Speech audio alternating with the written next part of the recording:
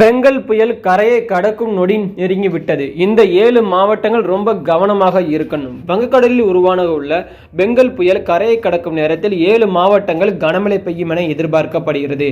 தென்மேற்கு கொண்டுள்ள ஆழ்ந்த காற்றழுத்த தாழ்வு மண்டலம் வேகமாக வலிமையடைந்து வருகிறது. வலிமையை மைய கண்ணிப்பிடித்து அதன் புயலாக மாறும். இதற்கு பெங்கல் என்று பெயர் சூட்டப்பட்டுள்ளது.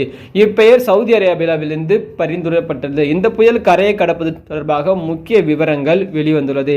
சென்னையிலிருந்து தெற்கு திசையில் 800 கிலோமீட்டர் தொலைவில் மையம் கொண்டுள்ள ஆழ்ந்த காற்றழுத்த தாழ்வு மண்டலம் மணிக்கு 12 கிலோமீட்டர் வேகத்தில் நகர்ந்து வருகிறது. இந்த புயல் தற்போது வங்கக்கடலில் இருந்து அரபிக்கடல் நோக்கி நகர முயற்சிக்கும்.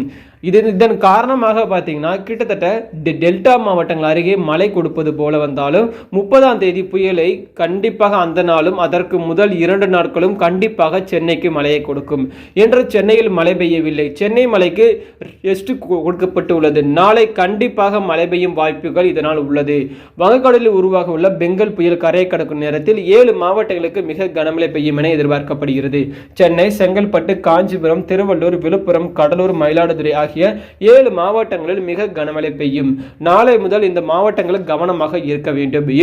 இன்று தமிழகத்தில் ஒரு சில இடங்களிலும் புதுவை மற்றும் காரைக்கால் பகுதியில் இடிமுடன் கூடிய லேசான முதல் மிதமான மழை பெய்யக்கூடும். குறிப்பாக பார்த்தீங்கன்னா சென்னை, காஞ்சிபுரம், செங்கல்பட்டு, விழுப்புரம், கடலூர், தஞ்சாவூர், திருவள்ளூர், நாகப்பட்டினம், மயிலாடுதுறை, புதுக்கோட்டை, ராமநாதபுரம் மாவட்டங்கள் மற்றும் புதுச்சேரி, காரைக்கால் பகுதியில் ஓரிரு இடங்களில் கன முதல் மிக கனமழை பெய்ய வாய்ப்புள்ளது.